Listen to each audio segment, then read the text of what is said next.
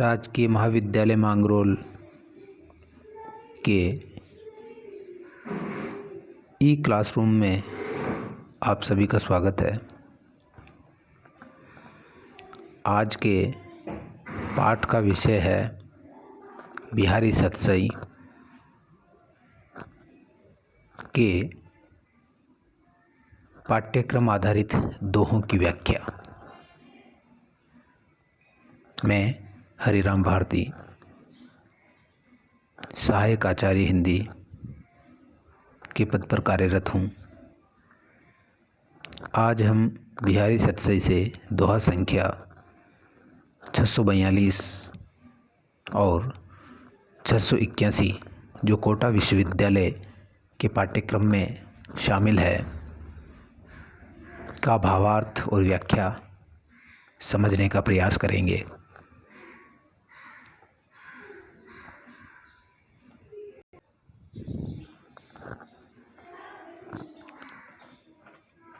दोहा संख्या 642 इस प्रकार से है। मैं मिसहा सोयो समझी, मैं मिसहा सोयो समझी, मुँह चूम्यो ढिंग जाई, हस्यो खिसानी गल गयो रहे गरे लपटाई। हस्यो खिसानी गल गयो रही गरे लपटाई। मैं मिसहा सोयो समझी, मुँह चूम्यो ढिंग जाई, हस्यो खिसानी गल गयो रही गरे लपटाई। एक दोहा है जिसमें श्रृंगार, संयोग श्रृंगार का वर्णन है और अनुभवों का जिनके लिए बिहारी जाने जाते हैं उनका बड़ा ही सुंदर वर्णन यहाँ हुआ है। अनुभव वे शारीरिक चेष्टाएं होती हैं जिनसे रसबोध का पता चलता है, का ज्ञान होता है, बोध होता है, उन्हें हम अनुभव कहते हैं। तो शब्दों की बात करें तो यहाँ मिसहा शब्द नया जान पड़ता है। मिस यानी बहाना होता है, मिस यानी बहाना, तो मिसहा यानी बहानेबाज। मिसहा शब्द का मतलब होता है बहानेबाज, जो बहाने करता हो। यहाँ पर जो नायक है वो मिसहा है, यानी मिसहा सोयो यानी बहाना करके वो सोया हुआ है, उसे नींद नहीं आ रही है लेकिन वो यूं ही सोया हुआ है।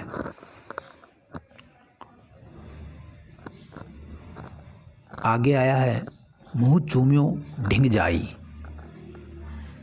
ढिंग जाने का मतलब है पास में जाना।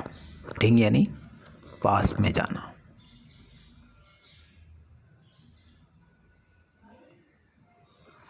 हस्यो नायक के लिए आया है। नायिका के मुंह चूमने पर नायक हंस पड़ता है। नायिका उसे हंसता देख करके खिसिया जाती है। अब खिसानी शब्द का अर्थ है खिसा जाना, खिसिया जाना या लजा जाना या शर्मा जाना या मान भंग हो जाना। अपना स्वाभिमान, उसका जो अभिमान है उसका भंग हो जाना, खिसिया जाना। गल गयो नायक ने गले लगाया, रही गले लपटाई, और लपटाई का मतलब लिपट गई। इस तरह से कुछ यहाँ कठिन शब्द आए हैं। प्रसंग क्या है? प्रसंग यह है कि नायिका ने कुछ प्रणय मान किया था।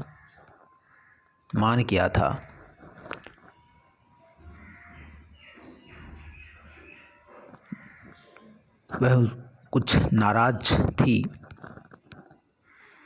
मान का मतलब अभिमान किया था, नाराज थी, नाराज हुई थी। नायक ने उसे मनाया,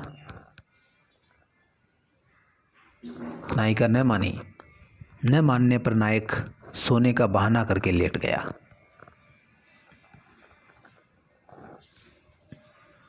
नायिका उस बहानेबाज नायक के पास सोया हुआ समझकर उसके पास गई और उसके मुंह को नायिका ने चूम लिया।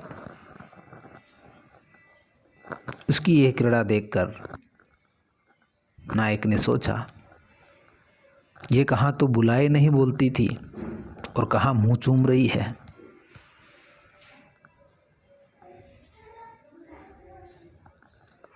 और इस तरह से फिर नायक ने उसे गले लगा। वह खिसिया गई, नायक हंस पड़ा, नींद में ही हंस पड़ा तो नायिका खिसिया गई। नायिका खिसिया गई तो नायक ने उसे गले लगाया और नायक ने गले लगाया तो फिर वो भी गले से लिपट गई। इस प्रकार का एक शब्द चित्र बिहारी ने बनाया है। इसी वृत्तांत को नायिका अपनी सहेली से, अंतरंगिनी सहेली से कह रही है। यही इसका प्रसंग है। ये जो नायक और नायिका के बीच जो क्रीड़ा हुई, ये मान मनोबल हुई, इस मान मनोबल का जिक्र वह अपनी अंतरंग सखी से कर रही है। वह कहती है कि मैं मिसहा सोयो समझी, मैं उस बहानेबाज को सोया हुआ समझकर उसके पास गई और उसका मुंह चूमा। वह हंस पड़ा तो मैं खिसिया गई, लजा गई, शर्मा गई। फिर उसने मुझे गले लगा लिया और मैं भी उसके गले से लिपट गई। बोली, हे सखी, कल रात को बड़ी विलक्षण क्रीड़ा हुई। मैंने उस बहानेबाज छलिए मिसहा को सोया हुआ समझकर उसके पास में चले गई और प्रेम से उसका मुंह चूमा। तो वह बहानेबाज हंसा। उसे इस तरह हंसते देख मैं खिसिया गई और फिर उसने मुझे गले लगाया तो मैं भी गले से लिपट गई। ये एक छोटा सा चित्र बड़ा ही सुंदर श्रृंगार रस से पगा हुआ बिहारी ने बनाया। बिहारी की सबसे बड़ी विशेषता यह है विद्यार्थियों कि वाक्य लाघव एक बहुत बड़ी जो घटना है उसको एक छोटे से वाक्य में वो समेट देते हैं, गागर में सागर भर देते हैं।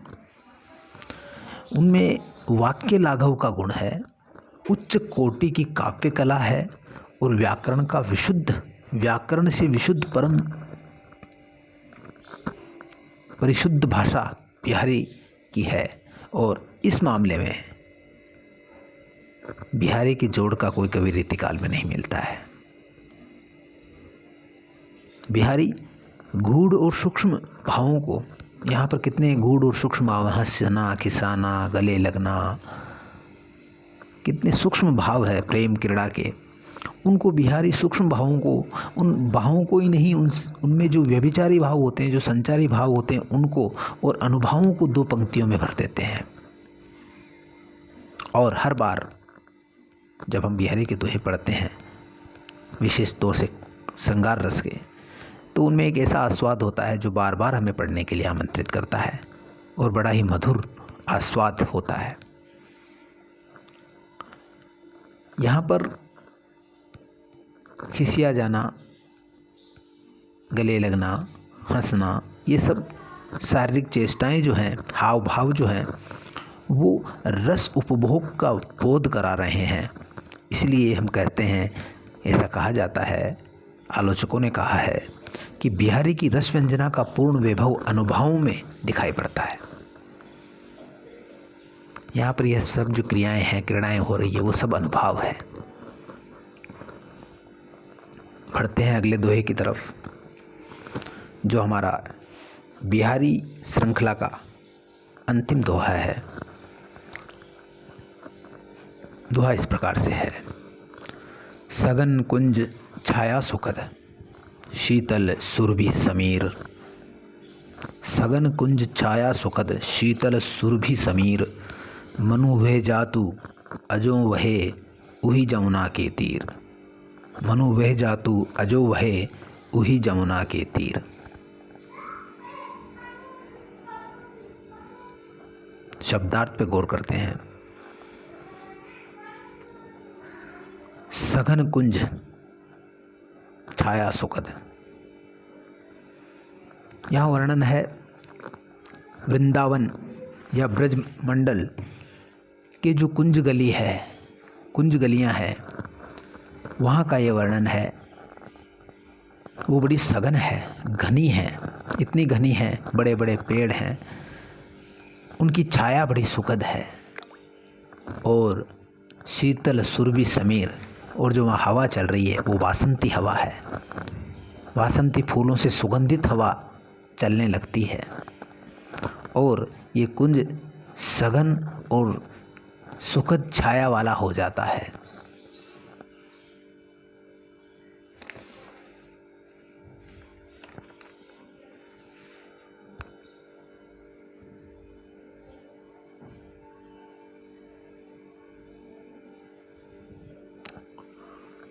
और ये सघन कुंज हम जानते हैं कि श्री कृष्ण की विहार स्थली रहे हैं, क्रीड़ा भूमि रहे हैं।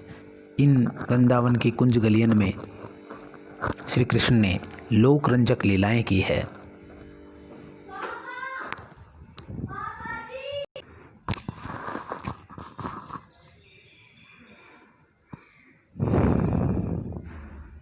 सुरभि समीर का अर्थ हमने जान लिया। प्रसंग यह है, ये दोहा बिहारी के बहुत प्रसिद्ध दोहों में से एक है, बहुत ज़्यादा उद्धृत किया जाता है। प्रसंग यह है कि श्री कृष्ण के मथुरा चले जाने पर उनके विरह में कातर कुछ गोपियाँ बैठी हुई आपस में बातचीत करती हैं। उनमें से कोई एक गोपी कहती है, वही ये दोहा है, उसका ये कथन है ये दोहा, अथवा ये कृष्ण का कथन भी हो सकता है। कृष्ण मथुरा चले गए हैं और वहाँ पर अपने सखा उद्धव से या किसी अन्य मित्र से जमुना के तीर का वर्णन कर रहे हैं। यहाँ पर तीर शब्द आया है। तीर शब्द का मतलब होता है किनारा। तीर शब्द का मतलब होता है किनारा। यहाँ पर श्री गोपियाँ उन क्रीड़ाओं का स्मरण कर रही हैं और इसका अर्थ इस प्रकार से है, सघन कुंज छाया सुखद, शीतल सुरभि समीर, मनुवे जातु अजो वहे। हुए जातु शब्द का मतलब, हुए जातु का मतलब होता है हो जाता है। अजो यानी आज भी, वहे यानी वही, वैसा ही हो जाता है जैसा संयोग सुख में था। मन वैसा ही हो जाता है जैसा संयोग के समय था। और उही जमुना के तीर यानी वहीं, उही शब्द का मतलब होता है वहीं। जब जमुना के तीर को देखते हैं तो आज फिर से मन वैसा ही हो जाता है। ये जो कुंज है वो सुखद छाया वाले हो जाते हैं और जो हवा है वह सुरभित हो जाती है। तो यहाँ पर जो कोई गोपी का कथन है वो कह रही है कि हे सखी, श्री यमुना के उस तीर पर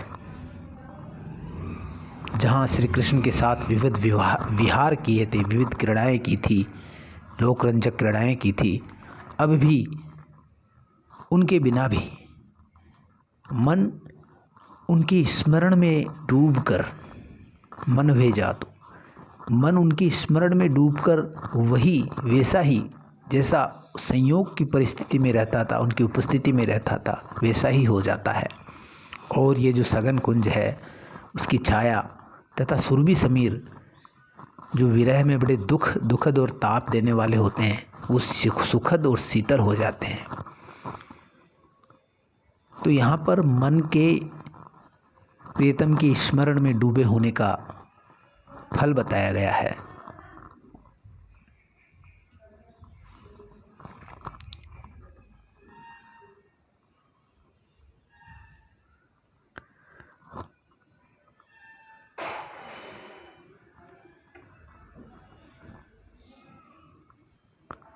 बिहारी के कुछ दोहों में श्रृंगार के संचारी भावों जैसे मद संचारी भाव 33 माने गए हैं। उनमें से कुछ मैं यहाँ नाम बता देता हूँ। मद, भ्रम, आलस्य, चिंता, मोह, उत्सुकता, स्वप्न, स्मरण, विरड़ा, अपस्मार, ये कुछ संचारी भाव है। तो बिहारी के इस दोहे में जो संचारी भाव है स्मरण, जो वियोग श्रृंगार और में मुख्यतः वियोग दशाओं में से एक है, तो उस स्मरण संचारी भाव का यहाँ पर वर्णन हुआ है और बड़ी गंभीर तन्मयता स्मरण की यहाँ नजर आती है कि मनु भेजा तू अजो वहे वही जमुना के तीर, कि आज भी मन वही हो जाता है और उस जमुना के किनारे पर उनका स्मरण करके श्री कृष्ण का आज भी मन वही हो जाता है जैसा संयोग के समय था। सघन कुंज हो जाते हैं, सघन कुंज छाया सुख, छाया की छाया सुखद हो जाती है और ये सुरभि है वो शीतल हो जाती है। सुरभि समीर जो है वो सुरभित और शीतल हो जाता है।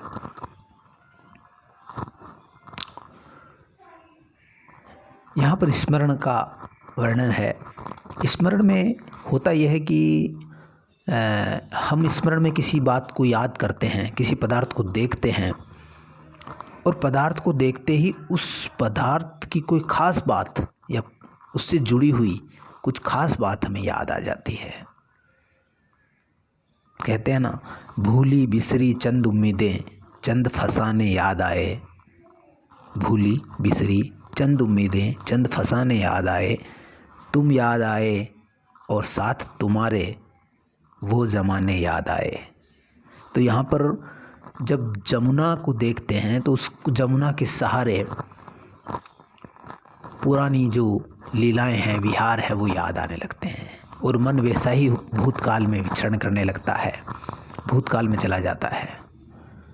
तो यहाँ पर एक तरह से जिसको अपन आधुनिक भाषा में नॉस्टैल्जिया या अतीत मोह कहते हैं, उसका भी वर्णन कहा जा सकता है।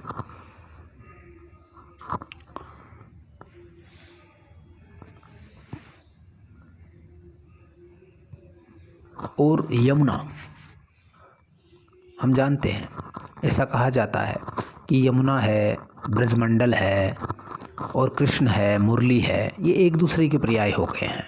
एक का जिक्र आता है तो दूसरे का अपने आप ही स्मरण हमारे मन में आ जाता है। यमुना का स्मरण आते ही उसके तीर पर बांके बिहारी जो बंकिम मुद्रा में खड़े हुए बंसी बजाते हैं वो याद आ जाते हैं। उनकी बंसी में मुग्ध हुए, उनकी बंसी की जादुई सुरों में डूबे हुए वहाँ के पशु पक्षी, वृक्ष और गोपियाँ विमोहित हुई हो चुकी नज़र आती है। और ये जो छवि है श्री कृष्ण की बंसी बजैया की, यमुना के किनारे कदम वृक्ष के नीचे बंसी बजा रहे हैं, गायें विमोहित हैं, पक्षी विमोहित हैं, गोपियाँ विमोहित हैं, ये जो छवि है यह भक्तों को बड़ी रिझाती है। जमुना के नेरे तीरे बंसी बजावे, जमुना के नेरे तीरे बंसी बजावे, डेढ़ टांग से अधिक रिझावे। डेढ़ टांग पर खड़े होकर के, आदि डेढ़ टांग का मतलब एक टांग तो पूरी खड़े हैं और आधी टांग को मोड़े हुए हैं, तो ये डेढ़ टांग हो गई, इससे अधिक रिझाते हैं, इसीलिए तो उनको बांके बिहारी कहते हैं, ब्रजराज कहा जाता है। तो यहाँ पर ये एक चीज़ को याद करेंगे हम तो दूसरी चीज़ें भी याद आ जाएगी।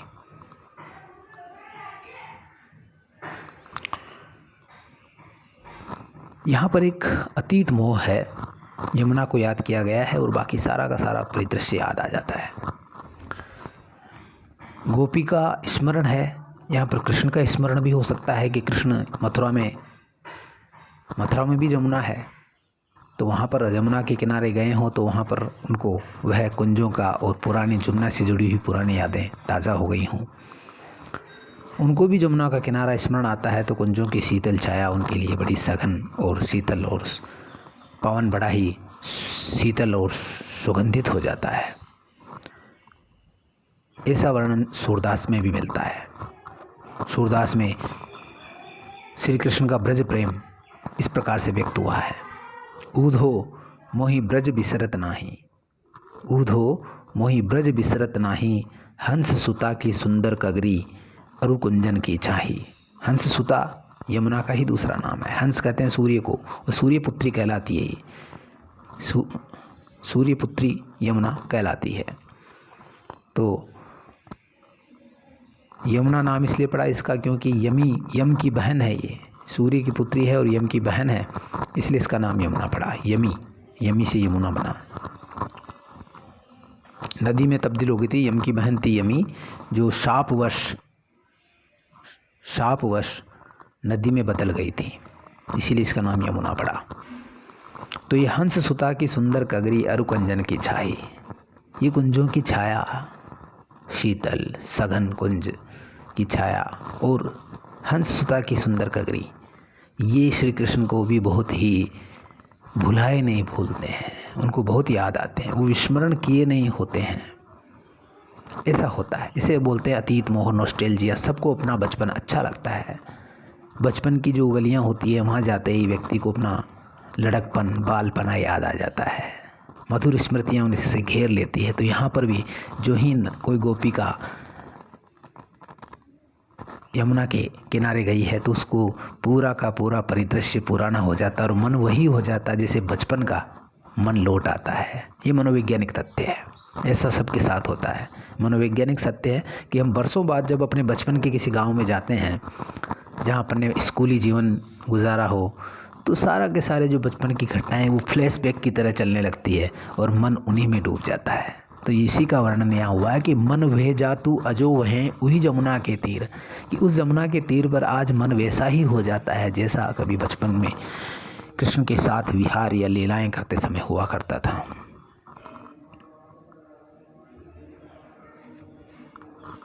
और वृंदावन का तो अपना एक अलग ही महत्व है। वहाँ का जो सौंदर्य है, वहाँ की जो चित्रसारी है वहाँ की, वो बड़ी ही मधुर है और बड़ी ही सुंदर लगती है। वृंदावन नाम इसीलिए पड़ा उसका। सघन वृक्ष वहाँ पाए जाते हैं और कुंज पाए जाते हैं, कुंज गलियाँ पाई जाती है। तो ऐसा वर्णन सूरदास में मिलता है कि वहाँ कितना सघन है। जब श्री कृष्ण मथुरा से उद्धव के साथ संदेश भेजते हैं तो उद्धव को आगाह करते हैं कि तुम वहाँ के सघन कुंजों में डर मत जाना।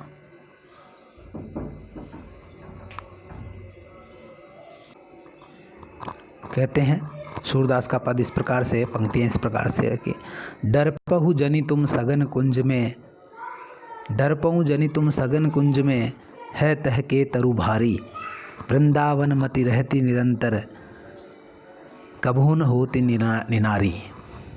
वो कहते हैं कि वहाँ कभी पेड़ इतने ज़्यादा है कि वहाँ कभी निनानी नहीं होती है। निनारी यानी निनानी, जो पेड़ों को छाटते हैं, कटाई छटाई करते हैं, खेतों में जो अलग अलग सघन पौधों को दूर दूर करते हैं, वो वहाँ कभी निनानी नहीं होती है। वहाँ तो हमेशा मते रहते हैं।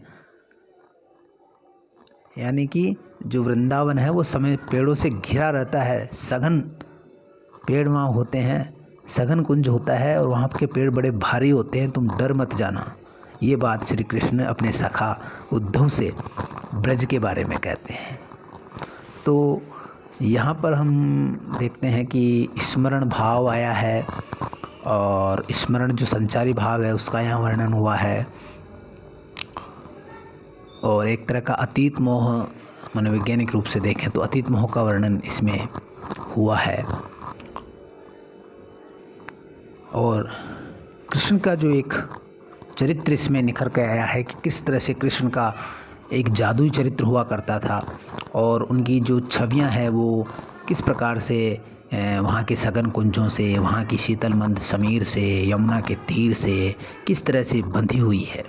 हम कृष्ण को उसके बिना कल्पना ही नहीं कर सकते। वहाँ बंसी बजाते हुए, मुरली बजाते हुए श्री कृष्ण, सबको विमोहित करते हुए श्री कृष्ण की कल्पना हमारे मन में स्वतः ही यमुना के नाम से ही आ जाती है, जिसको सुन कर के, मुरली की धुन सुन कर के सुध-बुध होकर के गोपियाँ दौड़ी चली आती थीं। उनको कुछ भी पता नहीं रहता था। मुरलिया बाजे जमुना तीर, हाथों के गहने राधा पैरों में पहने ओढ़ आई उल्टा चीर रे। लोकगीतों में आता है कि जब मुरलिया की मधुर जादुई ध्वनि गोपियों को सुनाई पड़ती है तो वो हाथों के जो गहने होते हैं उनको पैरों में पहन लेती है और पैरों के गहनों को हाथों में पहन लेती है और कपड़े भी उल्टे पहन लेती है। चीर यानी कपड़े उल्टे पहन करके दौड़ी चली आ। ऐसा जादुई प्रभाव मुरली का, श्री कृष्ण की मुरली का, बंसी बजैया का ऐसा प्रभाव होता था। तो ये सारी चीज़ें हैं वो श्री कृष्ण से जुड़ी है। ऐसा ही एक चित्र मुरली के जादू का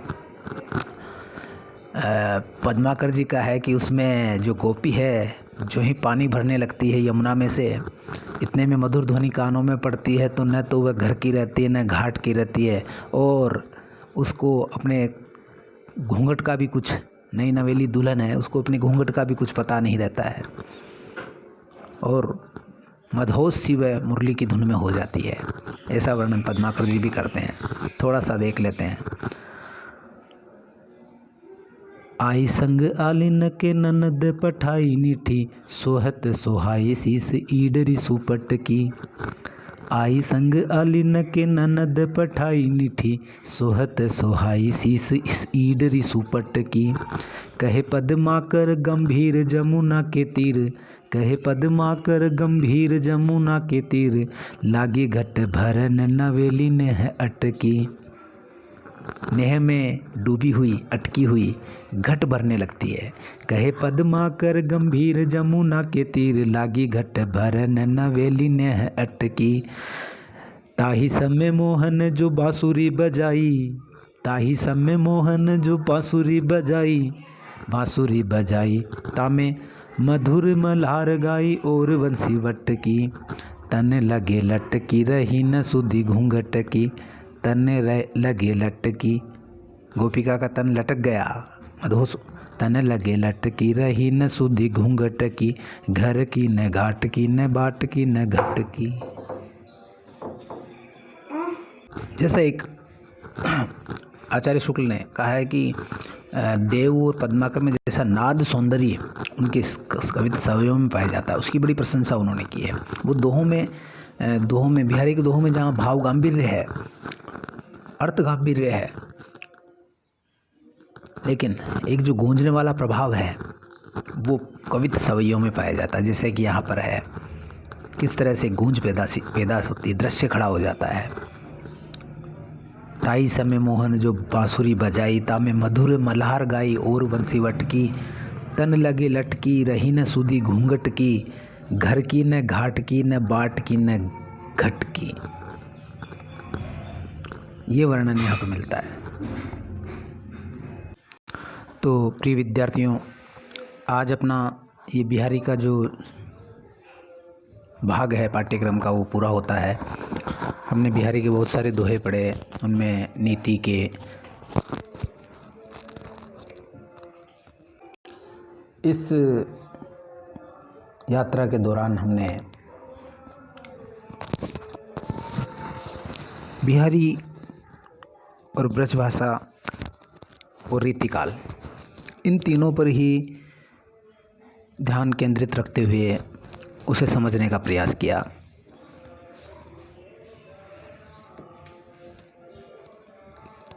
अगले वीडियो में हम पाठ्यक्रम पर आधारित किसी अन्य कवि या साहित्य इतिहास या काव्य शास्त्र के किसी विषय पर बातचीत करेंगे। तब तक के लिए इजाज़त दीजिए। प्रसन्न रहिए, स्वस्थ रहिए, कुछ न कुछ सीखते रहिए। इसी संदेश के साथ आपसे विदा लेता हूँ। हिंद देश के निवासी सब जन एक है, रंग रूप वेशभूषा चाहे अनेक है। जय हिंद, जय भारत।